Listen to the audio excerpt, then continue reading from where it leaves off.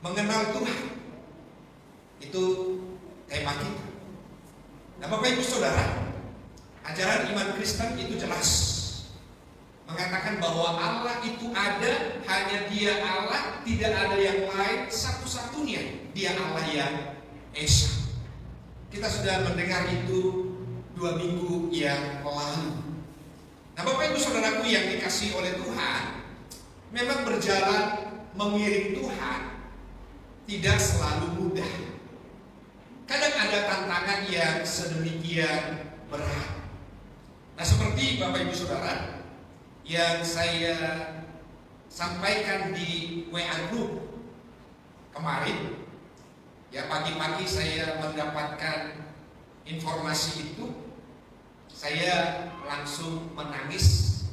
Dengan sengaja saya tidak membagikan gambar ataupun foto, oleh karena tragedi kemanusiaan yang terjadi di Sigi, Sulawesi Tengah itu sungguh melampaui batas-batas kemanusiaan, ya. Karena gereja, rumah itu dibakar. Kalau rumah, gedung gereja yang dibakar, orang mungkin kita mengatakan karena orang marah, oleh karena orang jengkel, oleh karena orang beda keyakinan, atau apapun motifnya. Tapi ketika orang digorong, dipisahkan badannya dengan kepalanya, jadi bukan hanya dimatikan, ya, dibunuh, digorong, bukan hanya begitu saja, dibakar, ya, di depan keluarganya, disaksikan oleh anaknya. Bagaimana orang bisa melakukan kejahatan yang demikian? Suami digorok di depan istrinya, ayahnya dibunuh di depan anaknya. Sungguh keadaan yang sangat memilukan. Itu tragedi kemanusiaan tanggal 27 hari Jumat pagi, ya. Dan sungguh-sungguh, nah memang hal-hal yang seperti ini sering terjadi di negara kita. Nah, selain kita mengatakan keprihatinan, memang kita harus banyak berdoa, banyak mengandalkan Tuhan. Nah, bagaimana reaksi kita atas kejadian yang seperti ini? Kita tidak mungkin membalas kejahatan dengan kejahatan. Tuhan yang benar melarang itu.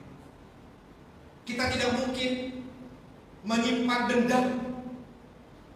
Tuhan yang benar melarang itu.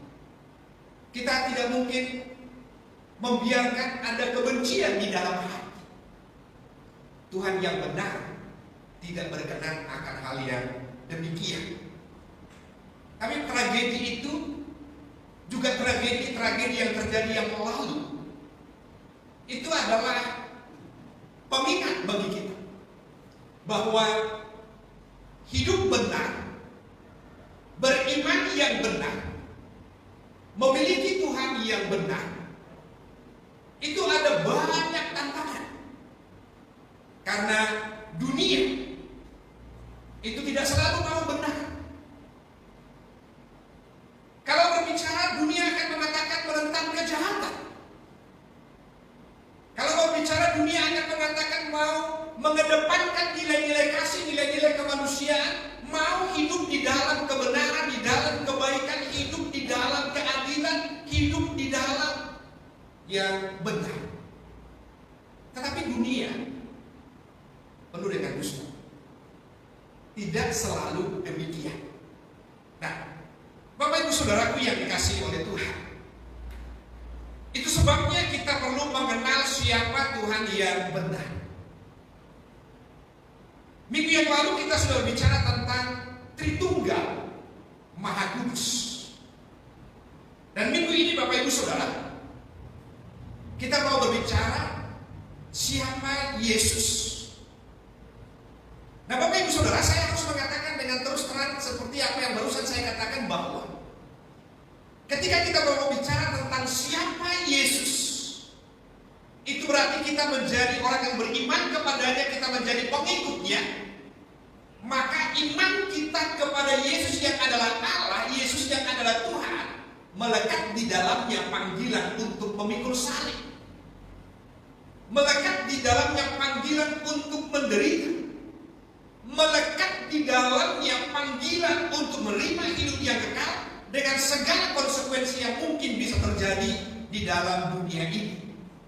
Nah, mari membaca ini terlebih dahulu.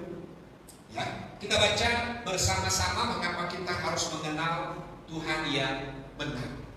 Dua, iya, kita perlu mengenal Tuhan yang benar sehingga kita beriman kepada Tuhan yang benar, agar kehidupan kita menjadi manusia yang benar, yang pada akhirnya benar-benar beroleh hidup yang kekal. Nah, mari membaca Alkitab dari Yohanes pasal 1. Kita baca ayat 1 sampai ayat yang keempat, lalu ayat yang ke-14. Ya. Saya sudah siapkan di slide. Mari kita baca bersama-sama. Dua, iya. Pada mulanya adalah firman. Firman itu bersama-sama dengan Allah, dan firman itu adalah Allah. Ia pada mulanya bersama-sama dengan Allah. Segala sesuatu dijadikan oleh Dia, dan tanpa Dia tidak ada sesuatu pun yang telah jadi dari segala yang telah dijadikan. Dalam Dia ada hidup, dan hidup itu adalah terang manusia. Ayat 14. Firman itu telah menjadi manusia dan diam di antara kita. Dan kita telah melihat kemuliaannya, yaitu kemuliaan yang diberikan kepadanya sebagai anak tunggal Bapa, penuh kasih karunia dan kebenaran. Amin. Nah, Bapak Ibu Saudaraku yang dikasihi oleh Tuhan, untuk mengingatkan sehingga kita bisa mendapat pengertian yang akurat, sebagaimana yang saya sampaikan minggu yang lalu, bahwa Allah yang Esa, yang kita sering dengar di dalam ajaran iman Kristen, dipakai istilah Tritunggal Maha Kudus, yaitu bahwa Allah yang Esa di dalam hakikatnya, di dalam dirinya Allah, di dalam adanya Allah itu Dia memiliki tiga pribadi, yaitu Bapa, Putra, Roh Kudus. Kita sebut Allah Bapa, Allah Anak, Allah Roh Kudus. Ini bukan tiga Allah, tetapi Esa. Nah, kadang-kadang Bapak Ibu Saudara, orang sulit untuk memahami ini. Tetapi Allah yang maha besar, Allah yang maha luas, Allah yang maha tinggi, Allah yang unik, Allah yang berbeda, tidak ada yang sama dengan Dia. Kita mengatakan Allah itu adalah Bapa karena Alkitab memang mengatakan demikian. Kita mengatakan Yesus itu anak Allah karena memang Alkitab mengatakan demikian. Kita mengatakan Allah Roh Kudus atau Roh Kudus saja karena Alkitab mengatakan demikian. Karena Allah yang Esa itu Dia Bapa, Dia Anak, Dia Roh Kudus, maka istilah yang paling mudah untuk mengajarkan, mengingatkan, kita menyebutnya sebagai Tritunggal Maha Kudus. Nah, Bapak Ibu Saudaraku yang dikasihi oleh Tuhan, kita akan lihat bahwa Yesus yang disebut sebagai anak Allah, Allah yang menjadi manusia, Dia adalah pribadi Allah Tritunggal. Dia adalah Allah sejati. Dia adalah Tuhan yang menjadi manusia. Ketika kita mengatakan Yesus adalah Allah, kita sedang berbicara tentang hakikatnya sebagai yang ilahi. Ketika kita menyebutkan Yesus adalah Tuhan, berbicara Dia sebagai pencipta, Dia sebagai pemilik, Dia sebagai penguasa atas seluruh alam semesta. Karena Dia Tuhan, hanya Dia Tuhan, tidak ada Tuhan selain Dia. Bagi kita, Yesus yang adalah Allah, Dia menjadi manusia. Dan itulah dalam keberadaan sebagai manusia, kita selalu mengenang pengorbanannya hingga rela mati di atas kayu salib. Nah, supaya ini mudah untuk kita mengerti, saya ingin kita membaca yang sudah kita baca tadi dan memperhatikan beberapa poin penting. Ya, karena inilah iman Kristen. Inilah yang membedakan mengapa kita menjadi orang Kristen. Mengapa keselamatan hidup yang kekal itu menjadi sesuatu yang pasti. Saya bacakan untuk kita. Pada mulanya adalah firman. Firman itu bersama-sama dengan Allah. Firman itu adalah Allah. Ya, perhatikan. Firman itu adalah Allah. Ia pada mulanya bersama-sama dengan Allah. Segala sesuatu dijadikan oleh Dia, dan tanpa Dia tidak ada sesuatu pun yang telah jadi dari segala yang telah dijadikan. Sang Firman yang adalah Allah, Dia adalah pencipta segala sesuatu. Di dalam Dia ada hidup, dan hidup itu adalah terang manusia. Dia Allah yang hidup, Dia Allah sumber kehidupan, di dalam Dia ada hidup. Ayat 14. Firman itu telah menjadi manusia dan diam di antara kita. Dan kita telah melihat kemuliaannya, yaitu kemuliaan yang diberikan kepadanya sebagai anak tunggal Bapa, penuh kasih karunia dan kebenaran. Firman itu telah menjadi manusia, dan firman yang menjadi manusia ini adalah anak tunggal Bapa. Nah, Bapak Ibu Saudaraku yang dikasihi oleh Tuhan, ketika kita mendengar pada mulanya adalah firman. Firman itu bersama-sama dengan Allah, dan firman itu adalah Allah. Ini harus jelas. Maksudnya begini, firman itu ada yang adalah perkataan, ucapan, atau sabda Allah. Itu pengertian yang sudah umum, bahwa kalau orang mengucapkan sesuatu berarti orang itu berkata sesuatu. Kalau berfirman itu berarti mengatakan sesuatu. Nah, firman itu berarti perkataan Allah, sabda Allah, ucapan Allah. Tetapi juga Bapak Ibu Saudara, firman itu bukan hanya ucapan atau perkataan, tetapi firman ini menunjukkan pribadi dari Allah yang Esa, yaitu pribadi anak tunggal Bapa, anak Allah. Maka disebut Dia adalah Allah.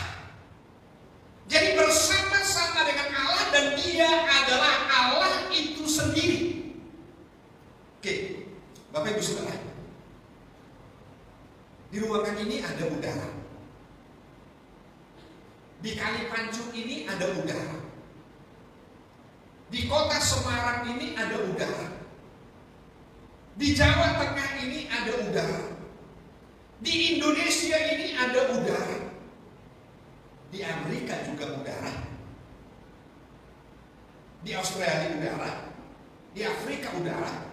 Di seluruh dunia ini ada udara. Ada berapa udara? Di sini bisa ada badai. Di sana hanya angin berhembus sejuk tenang. Di sana udaranya panas, tapi di sana udaranya dingin.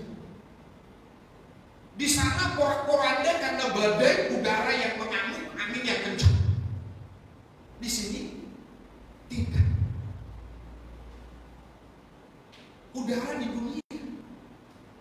Di sini bisa ada polusi, kotor. Di sana udaranya bersih. Apa yang mau saya katakan dengan ini?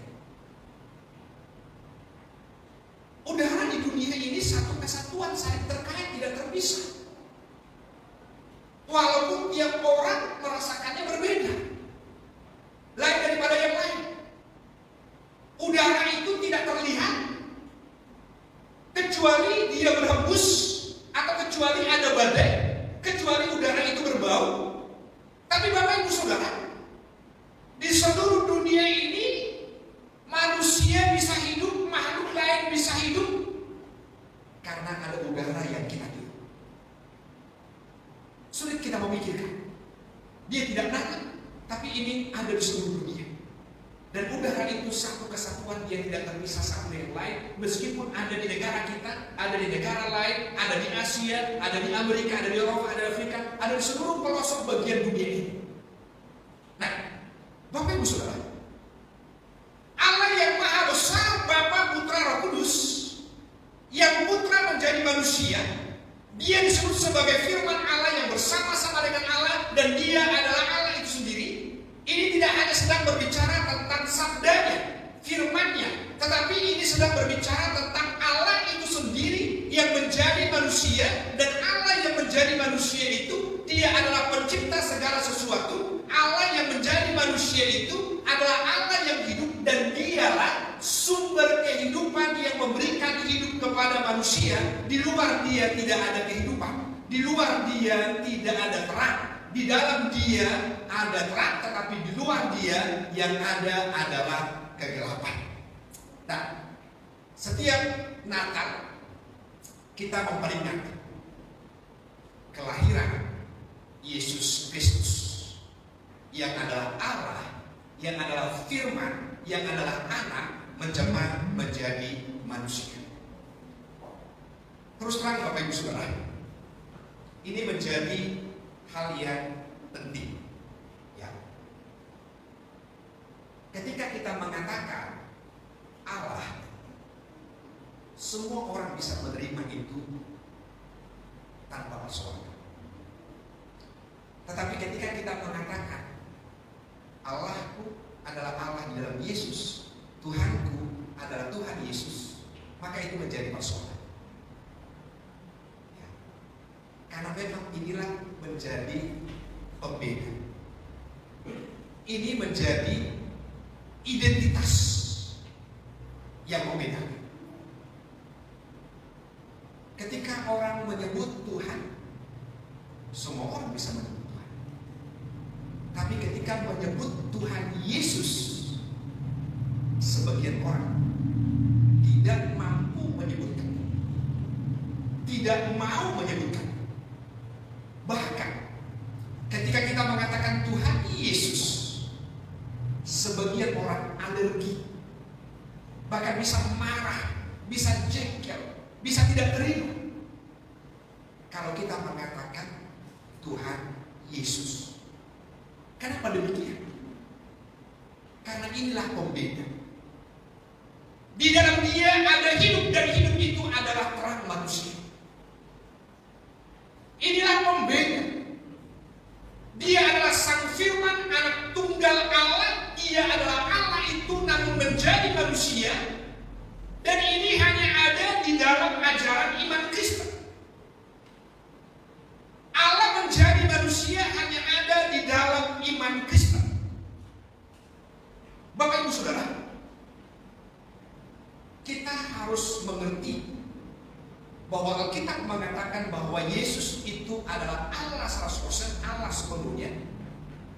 Dan kita juga harus mengerti karena Dia telah menjadi manusia dan diam di antara kita, Dia adalah manusia 100%, manusia seutuhnya. Perhatikan Bapak Ibu Saudara, kita punya Allah yang esa. Hanya Dia Allah dan tidak ada yang lain. Allah yang esa itu adalah Bapa, Putra, dan Roh Kudus. Putra, anak Allah, anak tunggal Bapa yang disebut juga firman. Dialah yang menjadi manusia. Dan ketika Dia menjadi manusia, manusia diberi nama Yesus. Itu sebabnya kita memanggil dia Tuhan Yesus. Oleh karena dia datang ke dalam dunia ini untuk menyelamatkan manusia, maka dia disebut sebagai yang diurapi. Yang diurapi itu Kristus. Maka kemudian kita menyebutkannya Tuhan Yesus Kristus. Kenapa kita mengatakan Tuhan Yesus Kristus? Tuhan itu mau menunjukkan bahwa dia adalah pemilik, dia adalah pencipta, dia adalah yang maha kuasa. Yesus itu mau menunjukkan bahwa dia adalah Allah yang menjelma menjadi manusia. Kristus mau menunjukkan dia menjelma menjadi manusia untuk memberikan kepada manusia kehidupan. Dan untuk memberikan kepada manusia kehidupan, dia harus berkorban, bahkan sebagai manusia dia harus rela mati hingga mati di atas kayu salib. Nah, kenapa ini menjadi sangat penting? Orang yang tidak menerima Yesus adalah manusia dan tidak menerima Yesus adalah Allah, Alkitab menyebutkannya sebagai anti-Kristus. Orang yang menolak Yesus adalah Tuhan, orang yang menolak Yesus adalah manusia, Alkitab menyebutnya sebagai anti-Kristus.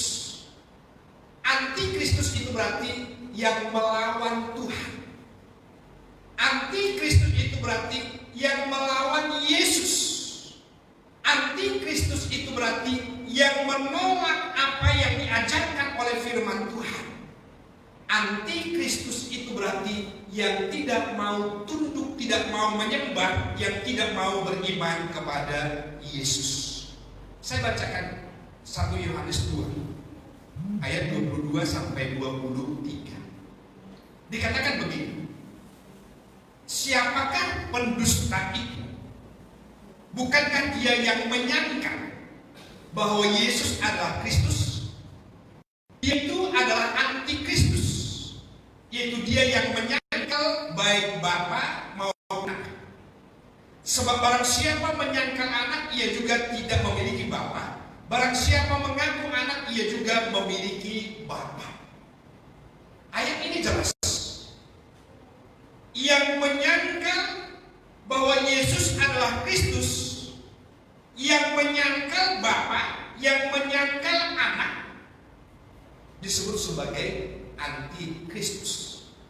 Sekali lagi, anti-Kristus artinya yang melawan Kristus, yang menentang Kristus, yang tidak beriman kepada Kristus.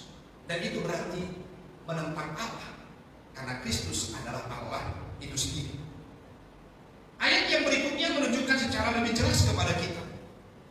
1 Yohanes pasal 4 ayat 2 sampai ayat yang ketiga. Saya bacakan untuk kita. Demikianlah kita mengenal roh Allah. Setiap roh yang mengaku bahwa Yesus Kristus telah datang sebagai manusia berasal dari Allah. Dan setiap roh yang tidak mengaku Yesus tidak berasal dari Allah. Roh itu adalah roh anti-Kristus. Dan tentang dia telah kamu dengar bahwa ia akan datang, dan sekarang ini ia sudah ada di dalam dunia. Bapak Ibu Saudara, dengan mengatakan ini, dengan mendengarkan firman Tuhan yang ini, kita tahu bahwa kita sekarang berdiri ada di pihak Allah, berarti berdiri bersama dengan Allah yang benar. Semua orang yang mengaku Yesus adalah Tuhan, Anak Allah, dia sedang terhubung dengan Allah yang benar. Dan orang yang menolak ajaran ini, Alkitab mengatakannya sebagai anti-Kristus. Itu sebabnya Bapak Ibu Saudara, orang yang beriman kepada Kristus disebut sebagai umat pilihan. Orang yang dipilih, orang yang dipanggil. Siapa yang memanggil? Allah itu sendiri. Siapa yang memilih adalah Allah itu sendiri. Itu sebabnya beriman kepada Yesus itu adalah panggilan yang istimewa. Di mana istimewa? Karena berjumpa dengan Allah yang benar. Di mana istimewa? Karena panggilan mengikuti Yesus adalah panggilan untuk mengikuti Allah yang benar, adalah panggilan untuk menerima hidup yang kekal, maka panggilan itu ditunaikan sekalipun harus memikul salib. Di mana istimewanya? Tidak ada ajaran yang sama dengan ajaran yang disebutkan oleh Alkitab bahwa Allah yang Esa itu Bapa, Putra, Roh Kudus. Allah yang Esa itu yaitu Putra menjadi manusia. Tidak ada ajaran yang lain yang kecuali ajaran iman Kristen yang mengatakan Allah yang menjadi manusia itu rela mati bagi manusia untuk menebus manusia, untuk memberikan keselamatan hidup yang kekal bagi manusia. Nah, Bapak Ibu Saudara, 1 Yohanes ayat 9, 10 sampai 14, 15 mengatakan begini. Dalam hal inilah kasih Allah dinyatakan di tengah-tengah kita, yaitu bahwa Allah telah mengutus anaknya yang tunggal ke dalam dunia supaya kita hidup olehnya. Inilah kasih itu, bukan kita yang telah mengasihi Allah, tetapi Allah yang telah mengasihi kita, yang telah mengutus anaknya sebagai pendamaian bagi dosa-dosa kita. Dan kami telah melihat dan bersaksi bahwa Bapa telah mengutus anaknya menjadi juru selamat dunia. Barang siapa mengaku bahwa Yesus adalah anak Allah, Allah tetap berada di dalam dia dan dia di dalam Allah. Ini luar biasa. Dan ayat terakhir yang ingin saya tunjukkan, karena bersamaan dengan itu tetapi ini sangat ringkas dan sangat jelas, semua kita bisa memahami, tidak perlu ditafsirkan, tidak perlu dijelaskan, kita semuanya bisa menangkap maksudnya. Nah, 1 Yohanes 5 ayat 11 sampai ayat 12 mengatakan begini. Dan inilah kesaksian itu, Allah telah mengaruniakan hidup yang kekal kepada kita, dan hidup itu ada di dalam anaknya. Barang siapa memiliki anak, ia memiliki hidup. Barang siapa tidak memiliki anak, ia tidak memiliki hidup. Nah, Bapak Ibu Saudara, itu sebabnya sejak 2 minggu yang lalu, saya selalu akan mengatakan, ketika kita berbicara tentang siapa Allah, itu selalu berbicara tentang kasih Allah. Ketika bicara siapa Allah, kita bicara kasih Allah, itu selalu berbicara tentang Allah sumber hidup yang kekal.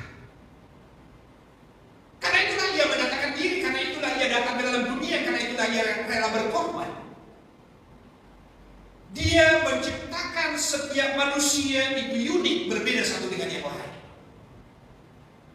Itu mau menunjukkan betapa Tuhan itu mengasihi setiap orang secara spesifik.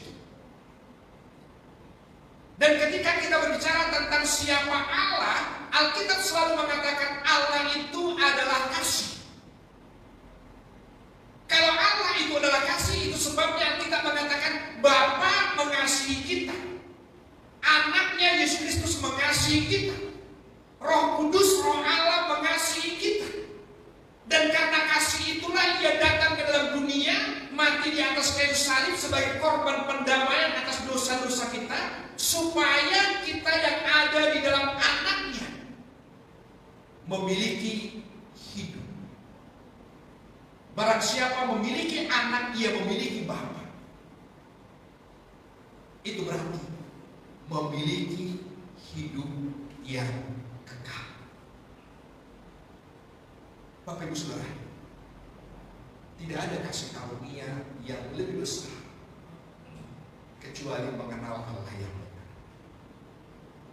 Karena berjumpa dengan Allah yang benar, mengenal Allah yang benar, itulah hidup yang kekal.